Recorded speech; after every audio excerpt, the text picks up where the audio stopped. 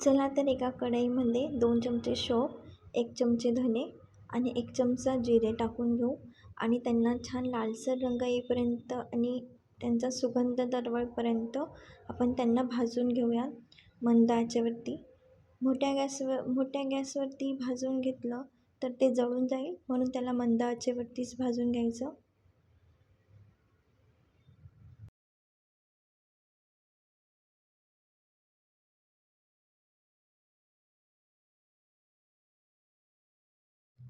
सहा कचोरीसाठी 1.5 वाटी मैदा घेतला, त्यामध्ये ओवा हातावरती बारीक करून टाकला आणि चवीनुसार मीठ आणि दीड पळी त्याच्यामध्ये तेल टाकलं मोहन लावण्यासाठी.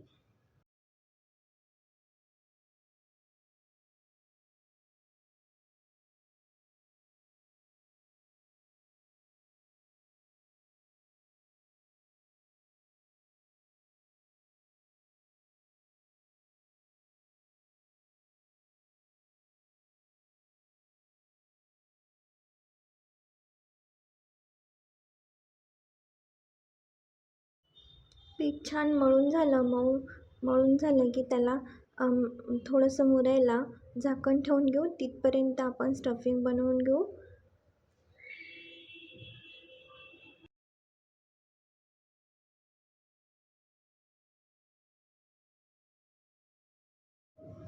स्टफिंगसाठी आधी आपण मिक्सरमधून ते धने, शोप आणि जिरं काढून घेऊ, थोडं जाडसरच काढू. त्यानंतर त्याच भांड्यामध्ये 2 मिरची, 5-6 लसणाच्या कळ्या आणि अद्रक बारीक करून थोडंसं जाडसर असं काढून घेतलं मिक्सरमधून. भिजवलेली मुगाची डाळ अर्धी वाटी, ती पण मी मिक्सरमधून काढून घेतली, थोडीशी जाडसर. बघा कशी काढली आहे. जास्त बारीक नाही केली मी, खूप जास्त बारीक नाही केलं आहे, थोडं जाडसरच ठेवलं आहे. त्यानंतर कढई घेतली, कढईमध्ये थोडं तेल टाकलं. त्यानंतर आपण ते बनवलेलं हिरव्या मिरचीचं, लसूण अद्रकची पेस्ट टाकून घेतली आणि त्याला छान फिरवलं. त्यानंतर जी शोप, धने, जिऱ्याची पूड बनवली होती ती 2 चमचे टाकून घेतली. त्यानंतर छान फिरवलं परत. त्यामध्ये मला तेल थोडं कमी वाटलं म्हणून अजून तेल टाकलं. त्यानंतर हळद, दीपक मसाला, धने पावडर, मिरची पावडर टाकून घेतली आणि लगेच ते मुगाच्या डाळीचं मिश्रण टाकून घेतलं. याच्यामध्ये थोडं बेसन पीठ टाकलं. बेसन पीठ तुमच्या अंदाजे टाका, जसं तुम्हाला स्टफिंग घट्ट वाटत असेल तसं टाका. मी अजून टाकून घेतलं थोडं आणि चवीनुसार मीठ टाकलं. त्यानंतर छान परतवून घेतलं, छान फिरवून घेतलं आणि थोडंसं पाण्याचा हबका मारला, त्याला शिपका पण म्हणतात, असं थोडासा मारला, 2-3 वेळा पाण्याचा शिपका मारला आणि त्याला छान फिरवून घेतलं आणि झाकण ठेवून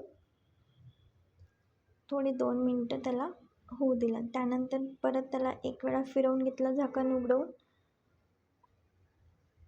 आणि छानपैकी मिक्सअप करून घेतलं. परत झाकण ठेवून त्याला 2 मिनटं रेस्ट दिला. त्यानंतर कोथिंबीर टाकली. तुमच्याकडे कोथिंबीर जरा जास्त टाकावी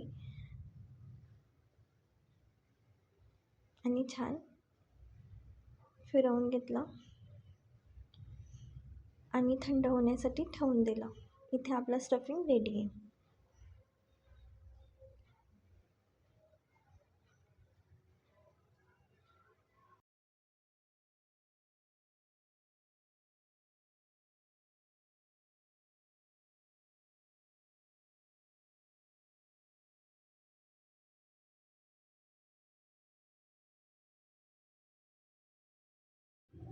आणि स्टफिंग पण घेऊन घेतलं.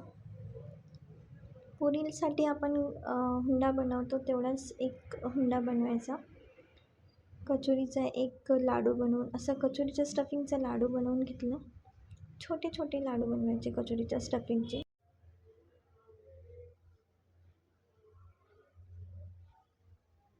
झटपट होणारी रेसिपी ही. अवघ्या अर्ध्या तासात माझ्या 6 कचोऱ्या बनवून रेडी झाल्या.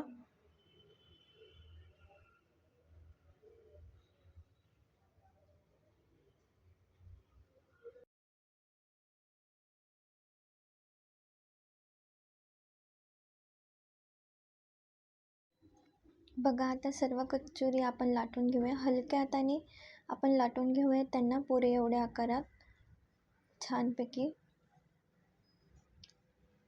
इक्वली लाटून घ्यायच्या त्यांना. बघा जसं मी लाटते तसं लाटून घ्यायच्या.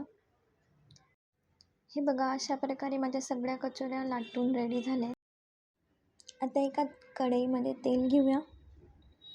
तेल छान गरम होऊ देऊया आणि त्यानंतर कचोरी सोडून गॅस थोडासा कमी करून घेऊ. कचोरी मंद आचेवरती छान भाजली जाते, म्हणजे तळली जाते आणि ती म्हणजे क्रंची बनते. त्यामुळे ती मंद आचेवरतीच तळली गेली पाहिजे कचोरी. बघा कचोरी फुगते. शेगाव कचोरी एवढीच फुगते, जास्त फुगलेली नसते.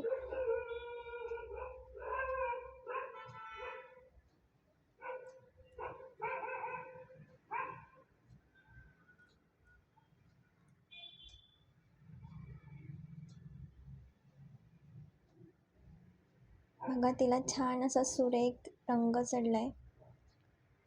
आपली कचोरी बनवून तयार आहे. याच प्रकारे मी बाकीच्या कचोऱ्या पण तळून घेतल्या. बघा बाकी कचोरी पण छान तळून रेडी आहेत. आता त्याच तेलामध्ये आपण मिरची तळून घेऊया. मिरची पण जास्त नाही फ्राय होऊ द्यायची.